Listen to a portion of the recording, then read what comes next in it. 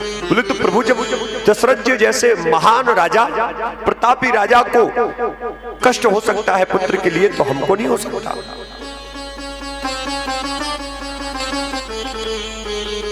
संत जी ने एक फल निकाला, वो फल लेकर दिया, बोले जाओ इस फल को अपनी पत्नी को खिला देना, और यदि खा लेगी तो बड़ा सुंदर पुत्र होगा।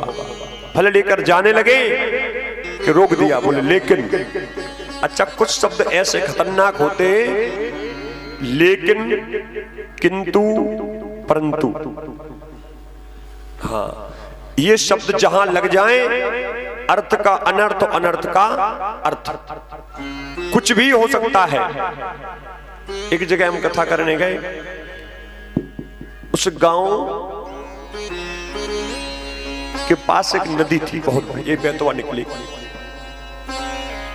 तो एक मंदिर पे गए वहां घूमने के लिए, तो एक बालक बोला महाराज आप यहां से घूम के आए ना, यहां से पड़ता 15 किलोमीटर गांव। वो बोले यहां से पड़ता 2 किलोमीटर। तो मैंने भैया 13 किलोमीटर क्यों घुमाया, ये रास्ता नहीं बता पाए। बोले लेकिन, बोले बीच में नदी पड़ती महाराज। अब लेकिन, किंतु, परंतु ये खतरनाक शब्द है। बोले लेकिन क्या? बोले लेकिन आपकी पत्नी को कुछ नियम करने पड़ेंगे। क्या नियम?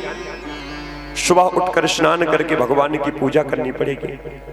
हो सके तो रामायण का पाठ करें, 1 चौपाई 2 चौपाई। किसी की चुगली नहीं करना है, किसी की बुराई नहीं करना है, किसी से लड़ाई नहीं करनी है। महाराज पंडित जी ने फल लेकर लौटाने लगे। बोले क्यों? बोले वे तो हो गए लला। बोले क्यों? बोले आपने इतने नियम बता दिए कि हमारी पत्नी में से एक नियम में पूर्ण नहीं है। बोले महाराज उठना सुबह 10 बजे। हाँ, वो बोले सुबह उठते ही 2-4 घरों में जाके चुगली ना कराएं, 2-4 लोगों से ना लड़ाएं, 2-4 लोगों की लड़ाई ना कराएं जब तक उनके दिन की शुरुआत नहीं होती। महाराज भी लला हुए बिल्कुल नहीं। बोले हम तो अपने प्राणों का परित्याग करेंगे। अब तो संत जी बोले फल ले जाओ और खिला देना, नियम करे करवाना, नहीं करे मत करवाना। हुई है वही जो राम रच डाका, जो भगवान ने लिखा होगा वही होगा।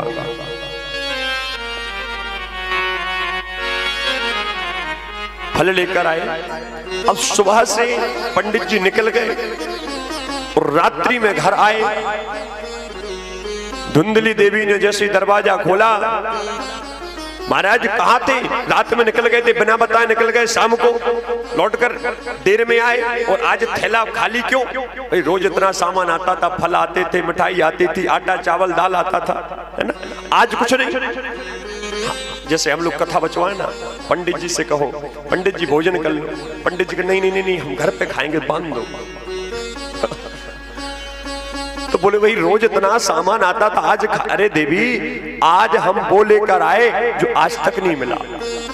क्या लेकर आए? एक फल निकाला। बोले इस फल को खाने से आप गर्भवती हो जाओगी, और गर्भवती हो जाओगी आपको बड़ा सुंदर पुत्र प्राप्त होगा। ये संत ने आशीर्वाद से दिया है, संत का आशीर्वाद है। अब महाराज भैया ने फल लिया, धुंधली देवी ने फल को रख दिया, विचार करने लगे कि यदि हमने फल खा लिया और संत जी का फल सही हुआ, हम गर्भवती हो गए, तो अच्छा अच्छा खा नहीं पाएंगे, अच्छा अच्छा पहन नहीं पाएंगे। खाना पीना श्रृंगार साज आप ही आप छूट जाएगा। हे बहने प्रसव की पीड़ा से बेमौत प्राण घुट जाएगा। हे बहन, इतने में उनकी सहेली आई, और सहेली जैसे आई, सहेली को बात बताई, बहन ऐसी ऐसी बात है। अरे बोले भाई चिंता मत करो, बोले क्या चिंता नहीं करो, अरे बोले कह देना कि हमने खा लिया। वो बोले सुनो किसी की बहकाए मत आना। बोले क्यों? एक खावे पहरे ढोंगते ये जोगी अवधूत, अरी बहन कऊ फलन ते होत ना देखे पूत। अबे कभी फल खाने से पुत्र होता है? किस वहम में पड़ी हो? बोले बहन क्या करें। कुछ दिनों बाद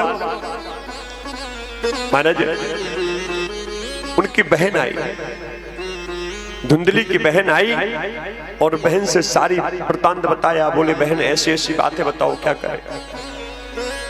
कोई ऐसा उपाय सोचो कि फल का फल भी ना दिखलाए, हमें फल भी खाना ना पड़े। इसलिए उपाय सोच बहना इस विष जाने से बची रहो। फल का फल भी दिखलाए, मैं फल खाने से बची रहूं। फल का फल भी दिखलाए, मैं फल खाने से बची रहूं। महाराज फल का फल भी दिखलाना चाहिए, मैं फल भी ना खाऊं। जैसे इतना कहा, बोले महाराज, बोले बहन एक उपाय है। बोले क्या? बोले हमारे गर्भ में एक बालक है, बेटा होगा या बेटी होगी, मेरा मन कहता है कि बेटा ही होगा। हमारे पति थोड़ा सा लालची है, उनको आप कुछ धन दे देना और हम अपना जो भी संतान होगी हम आपको दे देंगे। बोले तब तक हम क्या करेंगे? बोले तब तक आप कह देना हमने फल खा लिया और नाटक करने लगना। वो आजकल लोग सबसे बड़े नाटकी होते हैं। किसी के यहां शोक संवेदना में जाएं,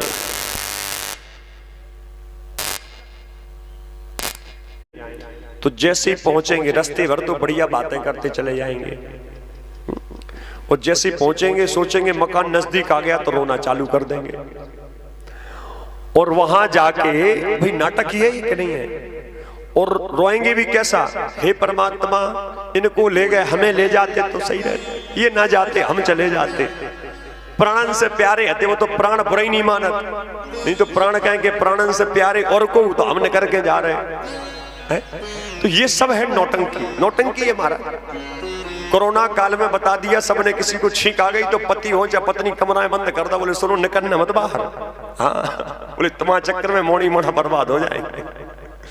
इसलिए महाराज आज बोले आपको नाटक करना है। अच्छा गए भी रोएगी, वो उस तरफ से मारा रसगुल्ला खा के, पूरी सब्जी खा के, बढ़िया खीर खा के, रस्ते बोले खीर कम मिली, थोड़ा रसगुल्ला छोटे छोटे करे।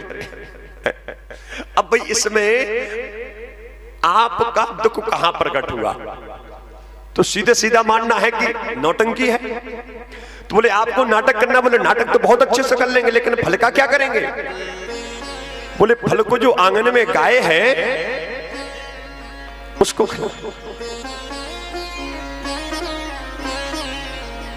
गाय को खिला दे। बोले यदि इसमें शक्ति होगी तो गाय भी कोई बांझ हो गई है, गाय भी बिछड़े नहीं दे रही है ना, गाय कुछ नहीं होते हैं, इसलिए उसके हो जाएंगे यदि शक्ति होगी। महाराज जैसे इतना देखा,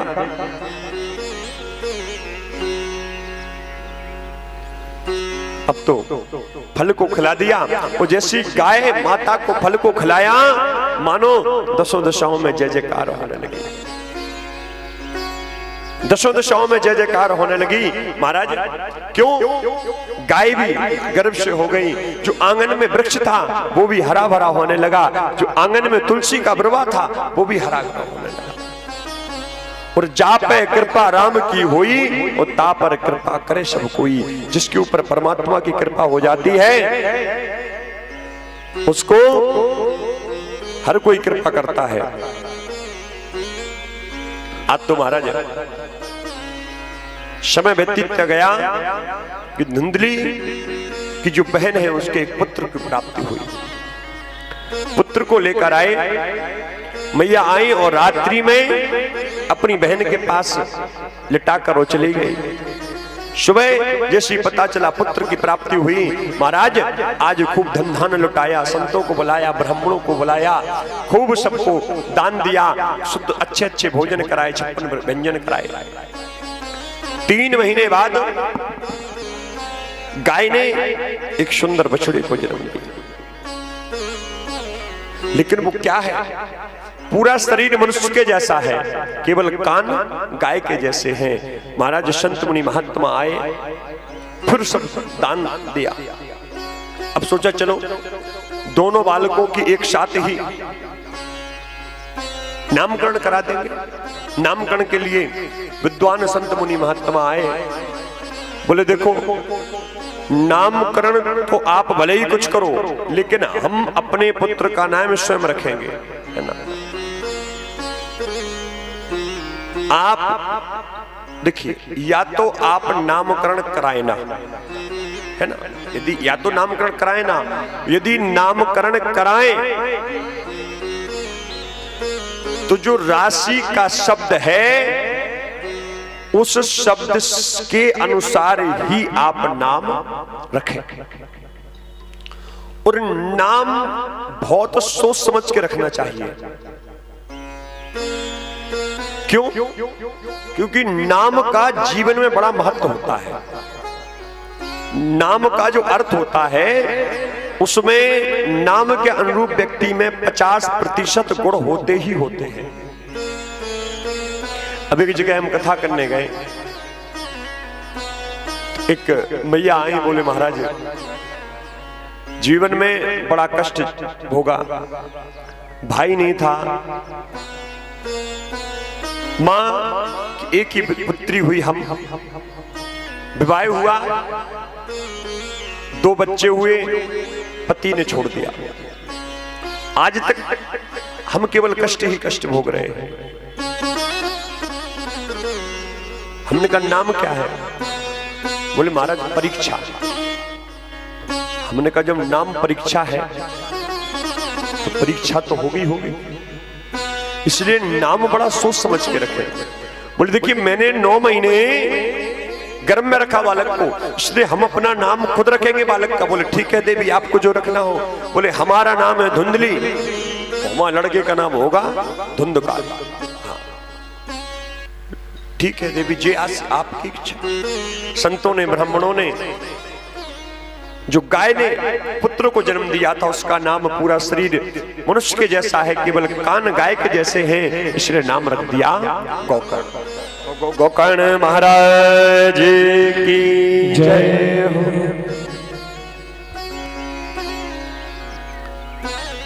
गोकर्ण पंडितो ज्ञानी धुंधकारी महाखला।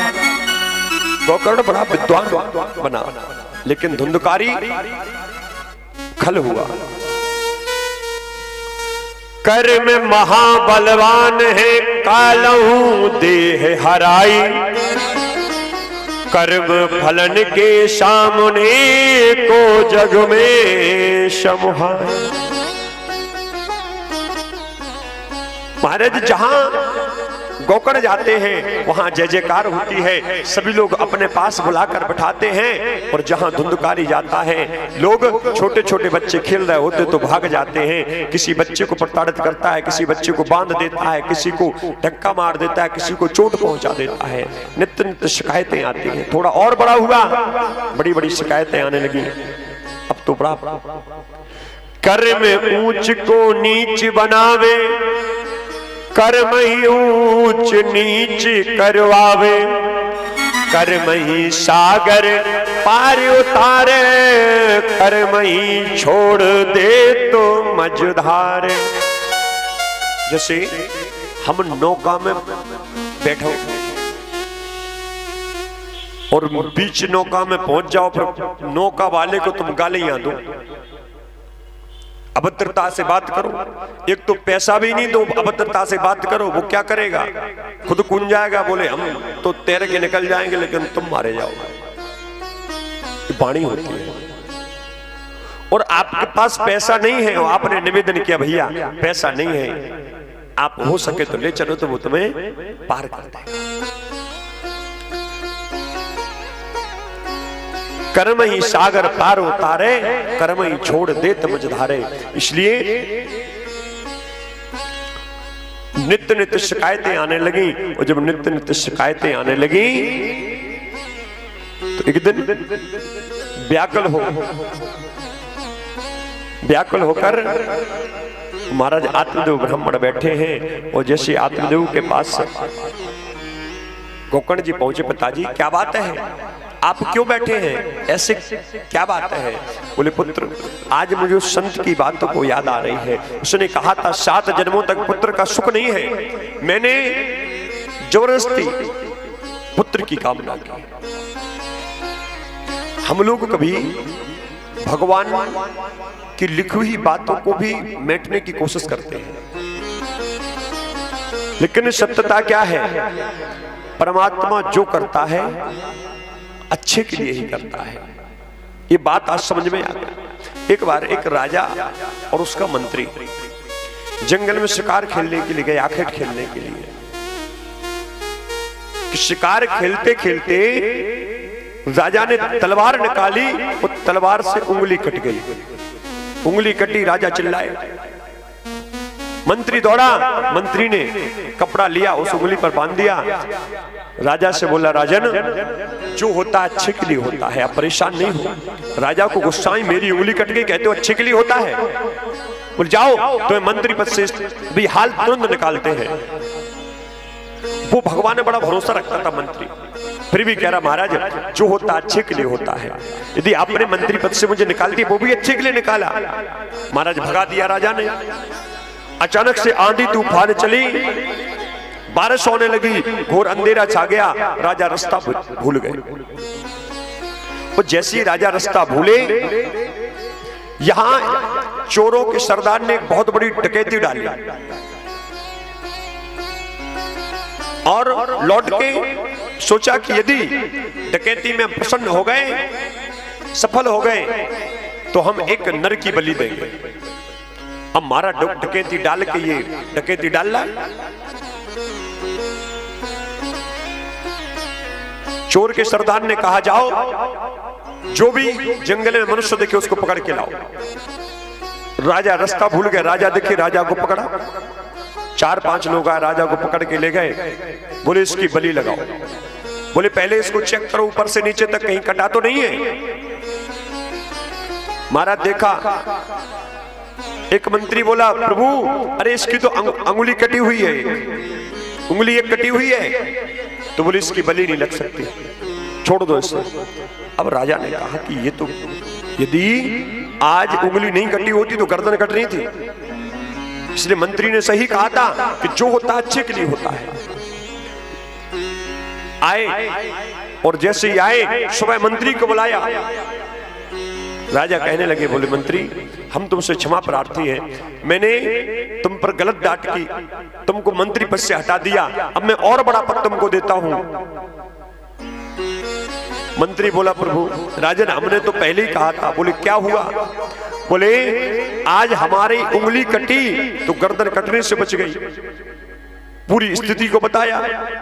बोले राजन हमने तो कहा था, और फिर भी कह रहे जो होता अच्छे के लिए होता है। बोले क्यों? बोले उंगली तुम्हारी कटी थी, हमारी नहीं। जब हम आप साथ होते तो तुमको तो छोड़ देते, और हम तुम्हारे साथ होते तो हमारी गर्दन कटनी थी। इसलिए जो होता है वो अच्छे के लिए होता है। उस समय यदि तुम मंत्री पद से हमें ना भगाते तो हम साथ रहते, तो तुम तो छूट जाते, हम मरते हम। इसलिए महाराज जो होता है अच्छे के लिए होता है।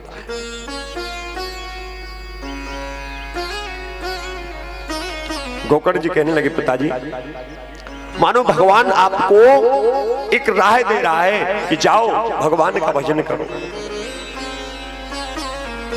पहला भगवान संदेश देता है कब? जब बालक गर्भ में होता है ना, तो भगवान से प्रार्थना करता है प्रभु हमें इस गर्भ से बाहर निकालो। जब मां के गर्भ से बालक का जन्म होने वाला होता है तो कहते दर्द होता है, पीर आती है, पीर है ना। उस समय जब भगवान ने लिख दिया कि इस समय बच्चा का जन्म होगा, उसी क्षण जन्म होता है। लेकिन जब वो दर्द होता है उस समय भगवान और उस बालक की सीधे बात होती है। भगवान पूरे त्रिवाचा हरवाते हैं कि तुम जो बार बार कहते हो ना कि यहां से जाने के बाद हम तुम्हारी शरण में रहेंगे, तुम्हारा भजन करेंगे, तो करोगे? बालक कहता है महाराज यहां से निकलने तो दो, यहां के बाद हम करना क्या है, आपका ही भजन करना। और जब वो गर्भ से बाहर आता है तो रोता है, कहां कहां हम कहां हैं भाई। जो छवि हमको गर्भ में दिख रही थी वो छवि अब दिखती नहीं है, कहां हैं हम।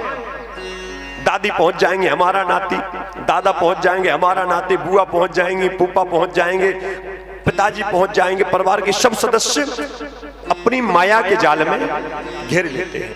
बोले भगवान एक जब बाल सफेद कर देता है, अब देखोगे कि चौथापन लग गया तो भगवान का भजन तो करोगे। एक घंटी बजती है फिर भी व्यक्ति नहीं मानता, डाई कर लेता। और महाराज फिर भगवान आंखों की रोशनी को छीड़ कर देता है कि अब यहां वहां चलने की जरूरत नहीं है, एक जगह बैठ के भगवान का भजन करो। तो व्यक्ति फिर चित्रकूट जाके आंखें बनवा ले आते। और फिर भगवान सोचते अब ज्यादा ही जब दांत टोरत भगवान, हाँ, अब बैठ के तुम बोले महीरी पियो या दूध दलिया खाओ, खाने का सिस्टम तो महाराज अब चलने लगे दांतों लगवा दे। फिर भगवान ज्यादा ही गड़बड़ हो जाए तो बोले हाथ पैर दर्द चालू, अब तो जाओगे, टेढ़ी कमर कर देगा, हाथ पैर में दर्द। बोले महाराज हाथ पैर में दर्द, डॉक्टर के पास गया, ग्रीसिंग करवा ले यार। हाँ, ग्रीस खत्म हो जाता तो पैरों में दर्द होता। फिर सीधा 5वां बजता घंटा, हाँ, सीधे हरि हो। बोले इसलिए पिताजी समय आ गया, भगवान का भजन करो कि 3 बार भोजन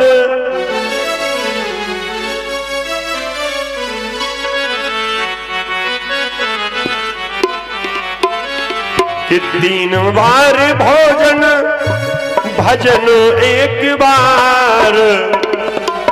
भोजन हम 3 बार करते हैं, सुबह नाश्ता, दोपहर का खाना, शाम को।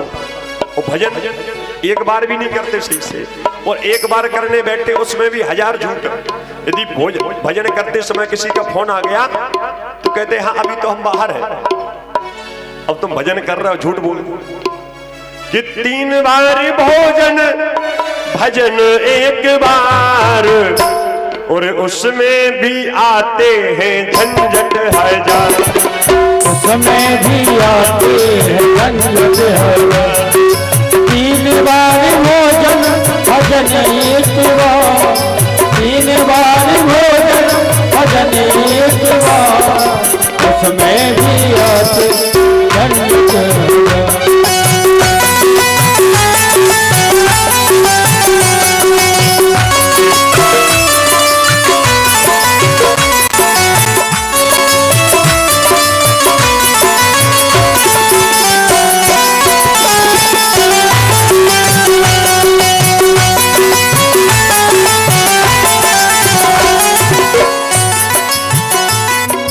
पहली बार माला जपने बैठी, पहली बार माला जपने बैठी, पहली बार माला जपने बैठी, पहली बार माला जपने बैठी।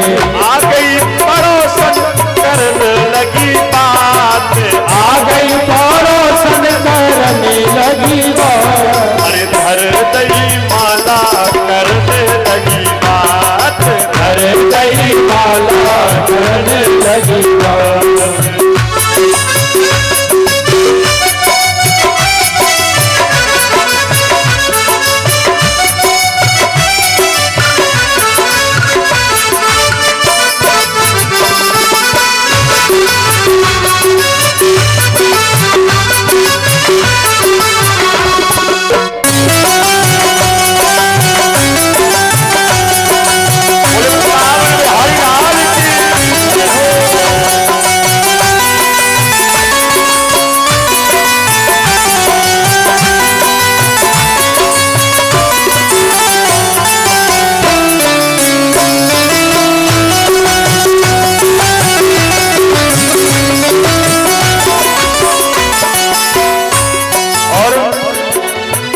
दूजी बार माला जपने बैठी, दूजी बार माला जपने बैठी, दूजी बार माला जपने बैठी, दूजी बार माला जपने बैठी।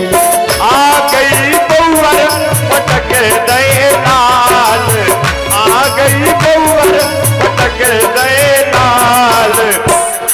दूजी बार माला जपने बेटी बहू आ जाती, बोले सुनो अम्मा, बोले हाँ, बोले रोटी खाने, बोले खाने थे, बोले तो लला खिलाओ।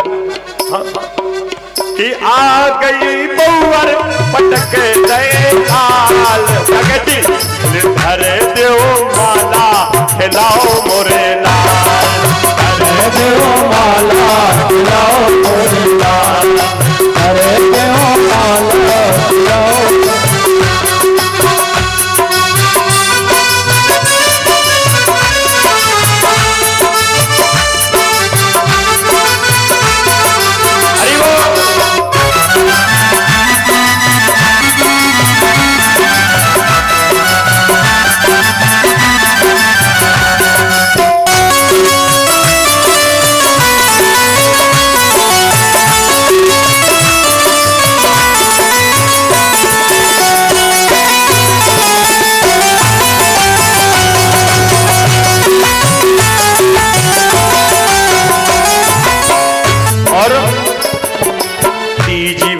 माला जपने बैठी, तीजी बार माला जपने बैठी, तीजी बार माला जपने बैठी, तीजी बार माला जपने बैठी।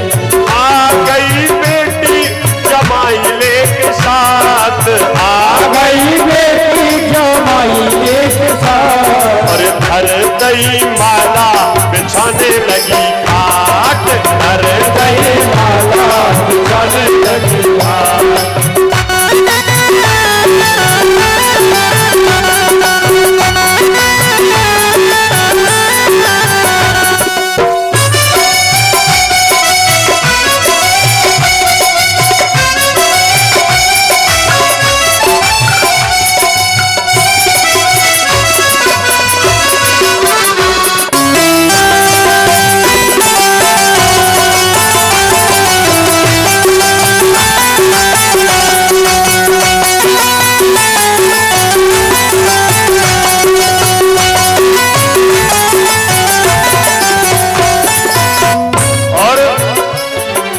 चौथी बार माला जपने बैठी, चौथी बार माला जपने बैठी, चौथी बार माला जपने बैठी, चौथी बार माला जपने बैठी।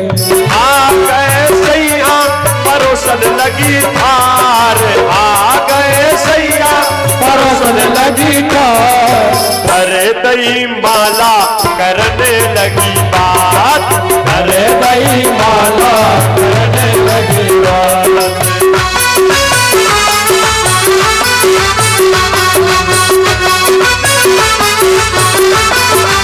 और जब बुढ़ापा आ जाता है ना, पांचवी बार माला जपने बैठी, पांचवी बार माला जपने बैठी, पांचवी बार माला जपने बैठी, पांचवी बार माला जपने बैठी।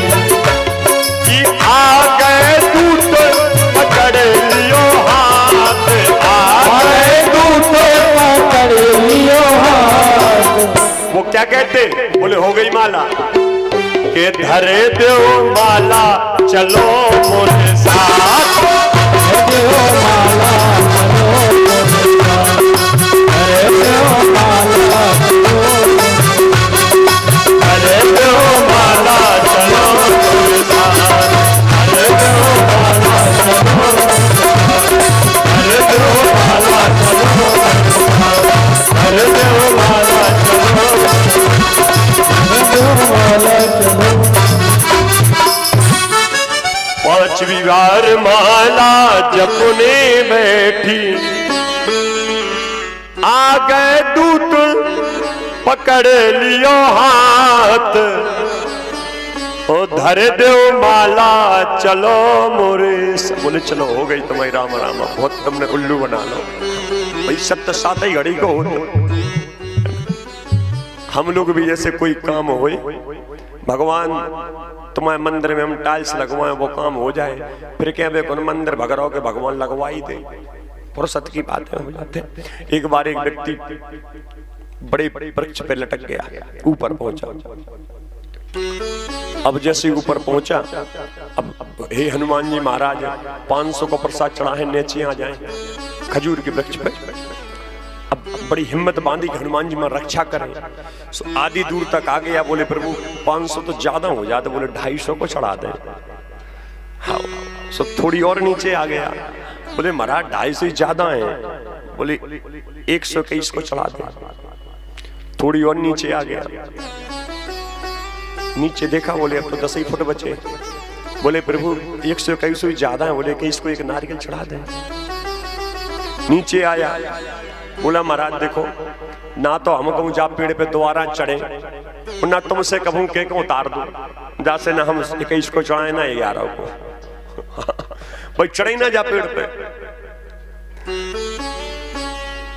महाराज। इसलिए 5वीं बार सीधा घंटा बजता है। बोले पिताजी इसलिए आप तो भगवान की कथा का रसपान करो, जंगल में जाओ, भगवान का भजन करो। बोले महाराज पुत्र की जैसी बातें सुनी, संसार को त्याग के निकल पड़े महाराज। जंगल में गए। यहां गोकर्ण जी ने भी घर का त्याग कर दिया। और जैसे गोकर्ण जी ने भी घर का त्याग किया, गोकर्ण जी समझाते हैं पिताजी भजन करे बिटिया भली, भजन हीन नहीं पूत, शबरी तो बैकुंठ गई धुंधकारी भवभूत। पिताजी भजन करे बिटिया भली, भजन हीन नहीं पूत, इसका आगे ना कर महाराज। बोले पिताजी इसलिए संसार का हर चीज को छोड़ के भगवान का भजन करो। दीन कहे धनवान सुखी, धनवान कहे सुख राजा को भारी। दीन कहे धनवान सुखी, धनवान कहे सुख राजा को भारी।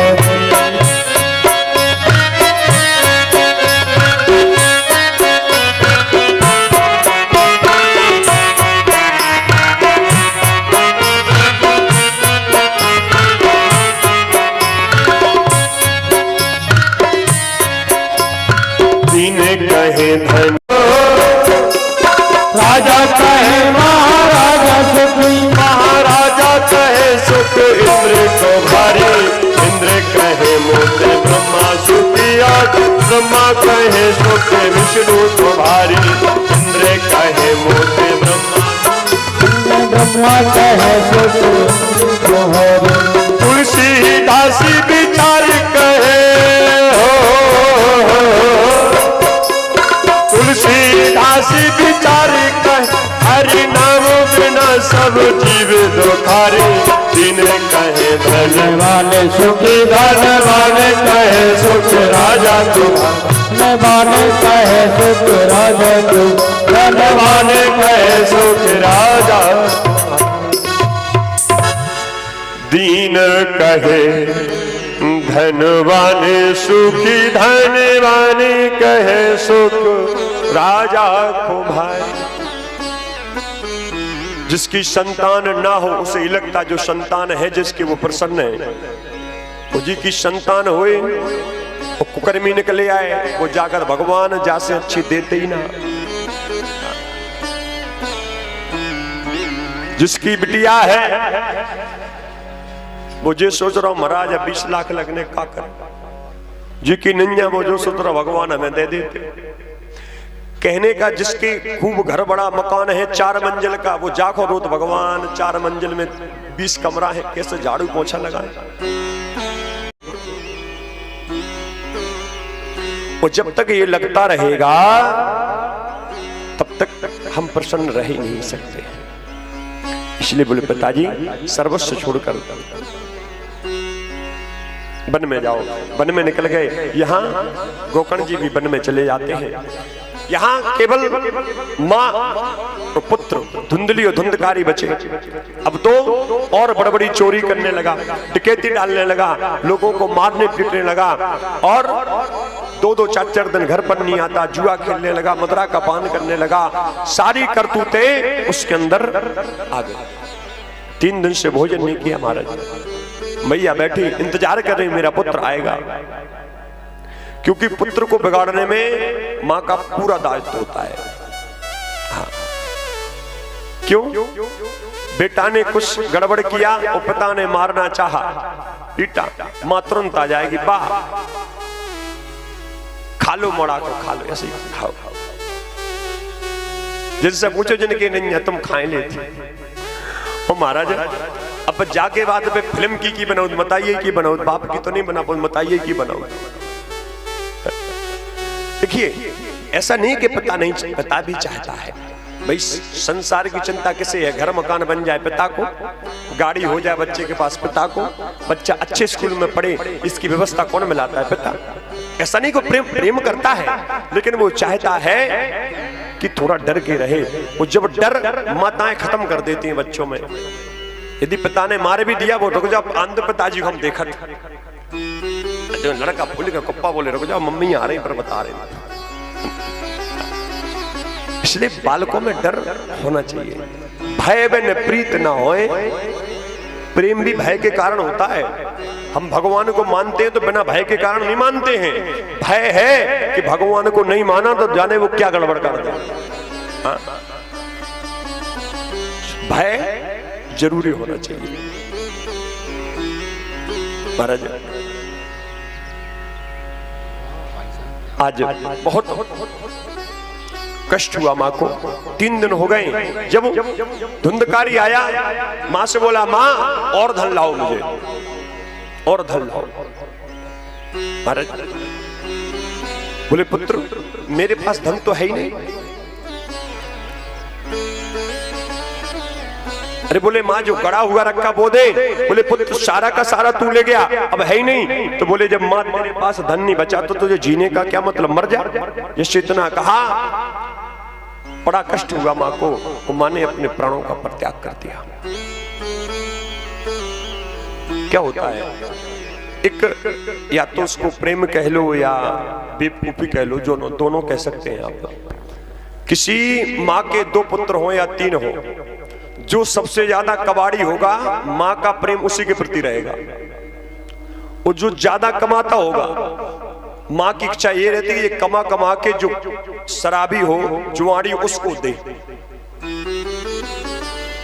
भाई जब माँ का 2 प्रति प्रेम रहेगा तो परिवार बिखर जाता है। माँ को चाहिए कि समानता देखे, लेकिन ये देखे कि गुड़ किसके अंदर अवगुण किसके अंदर है। और इसके बाद जब जो अच्छा बालक होता है उसको प्रेम नहीं मिलता है, अलग हो जाता है। अलग होगा उसके बाद क्या होगा, जब तुम्हें सेवा की जरूरत पड़ेगी तब वो तुम्हारी सेवा नहीं क्यों करेगा। फिर इसके बाद मोहल्ले में गाती करो लड़का हमारी सेवा नहीं करते काय करे। इसलिए शुरुआत से ही समान भाव रहना चाहिए।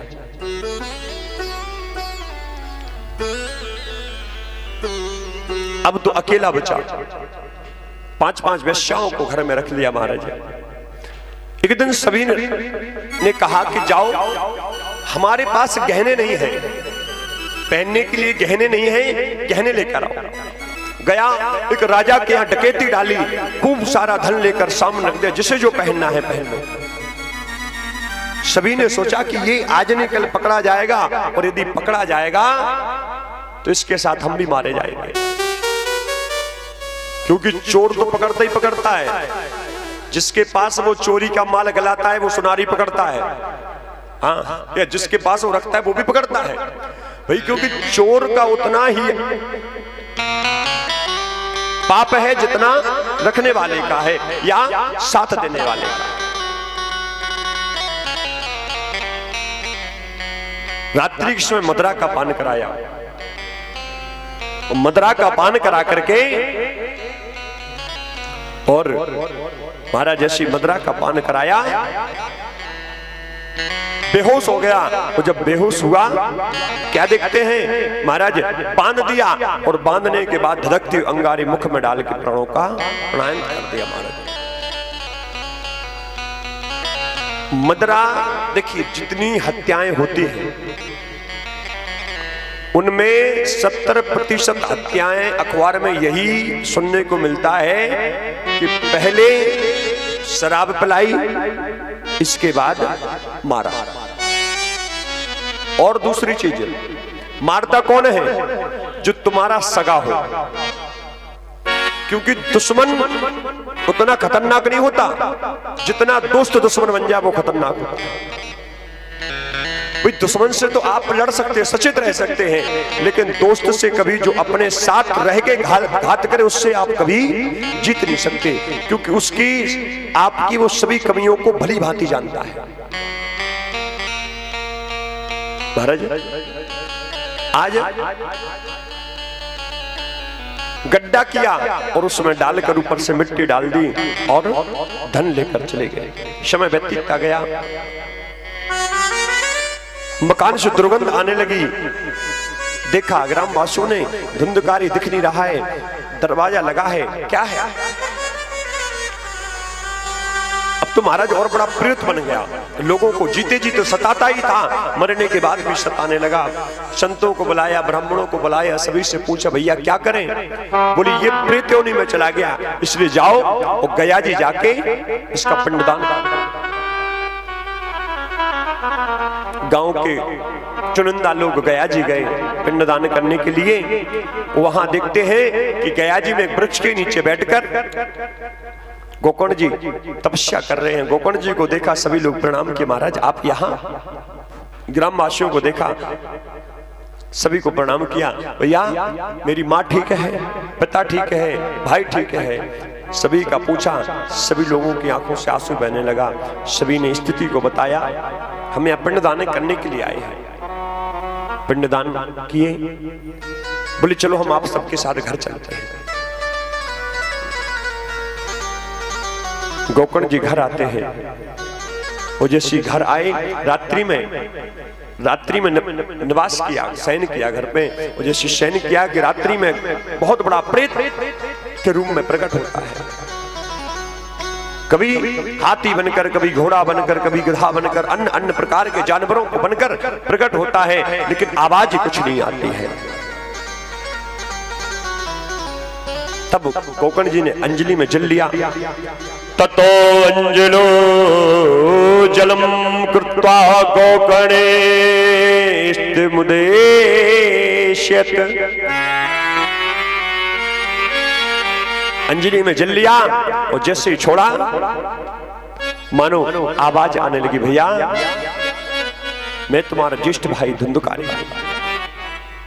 बोली आपकी दुर्दशा कैसे हुई? अहम भ्राता तुयोदयस्मि धुंधकारी नामुता। स्वकीनेव दोषेण ब्रह्मत्वं नास्ति मया। भैया मैंने ब्राह्मण कुल में जन्म तो लिया है, लेकिन मैंने ब्राह्मण कुल का जो कर्म होता है वो नहीं निभाया। मैंने ब्राह्मण होने के बाद मदिरा का पान किया, मांस भक्षण किया, मैंने गलत संगति की, इसलिए मेरी दुर्दशा हो गई। महाराज आज जैसे कहा प्रभु, मेरी काली करतूतों ने इस हालत पर पहुंचाया है। भाई गलत संगति ने भाई को भूत बनाया है। भैया गलत लोगों की संगति ने मुझे भूत बना दिया, इसलिए प्रभु भैया मेरे कुछ उपाय बताओ मेरा मोक्ष हो जाए। सुबह उठे, सूर्य भगवान को जल दिया, और सूर्य भगवान को जल देकर भगवान से प्रार्थना करते, प्रभु अपने भाई की मुक्ति का साधन क्या है?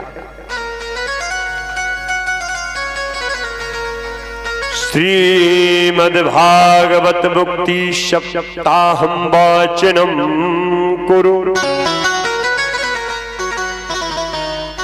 इति सूर्यवाचा सर्वधर्म रूपिणो विश्रुतम। यदि गया जी जाने से, गया जी पिंडदान के बावजूद भी इसका मोक्ष नहीं हुआ, तो केवल इसका मोक्ष एक ही उपाय है। बोले क्या? बोले श्रीमद् भागवत की कथा। अब तो गोकर्ण जी ने सभी ग्रामवासियों को बुलाकर आकाशवाणी को बताया, सूर्य भगवान की उस पवित्र वाणी को बताया, सभी ने सुंदर भागवत का आयोजन करवाया। महाराज गोकर्ण जी कथा व्यास के रूप में सिंह स्थान पर बैठते हैं। सभी भक्तगण, श्रोतागण सभी लोग बैठते हैं, भगवान का भजन करते हुए कथा प्रारंभ होती है। और जैसे ही धुंधकारी को आभास हुआ कथा हो रही है, महाराज वायु के रूप में, क्योंकि आत्मा जो होती है ना, जब शरीर से निकल जाती है तो वायु के रूप में होती है। एक बांस में जगह होती है अंदर से, उसमें जाकर बैठ गई, आत्मा बैठ गया। और 7 दिनों में कथा का रसपान कर कर सप्तम दिवस भगवान का विमान आया, और आत्मा उसमें विराजमान होकर भगवान के धाम हो जाती है। बोले भक्तवत्सल भगवान की जय। देखिए बांस है क्या? यदि कहा जाए तो बांस है क्या? बांस हमारा शरीर है। 7 गांठे क्या है? 7 गांठ का जो बांस लगता है, वो गांठे क्या है? गांठ हमारे शरीर में जो कमियां हैं, जो दुर्गुण हैं, जो अवगुण हैं, वो है। 7 दिनों में हमने कल कहा था कि एक दिन में एक अवगुण का त्याग कर जाओ, है ना? यही व्रत होता है। आगे बताएंगे हम व्रत किसे कहते हैं। भूखा रहना व्रत नहीं होता है। यदि भूखे रहने से भगवान मिलते तो फिर लॉकडाउन में तो भगवान आदमी की पछाई पछाई घूमते। और क्या भाई, लॉकडाउन में तो लोग भूखे रहे। व्रत का अर्थ क्या होता है? व्रत मतलब होता है अपनी बुराइयों का संकल्प लेना कि आज से जो हमारे अंदर जो कमी है, इसको हम इसका व्रत लेते हैं, संकल्प लेते हैं कि आज से ये कार्य हम नहीं करेंगे। वो है व्रत। बाकी आगे डिटेलें बताएंगे।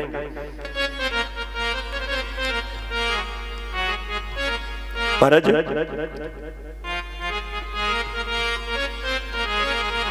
जैसे ही विमान आया, धाम को गए, सभी ग्रामवासी कहने लगे प्रभु ये तो दुआ भांति हुई ना। बोले क्यों? बोले कथा तो हमने भी सुनी, और कथा ही केवल धुंधकारी के लिए ही विमान क्यों आया?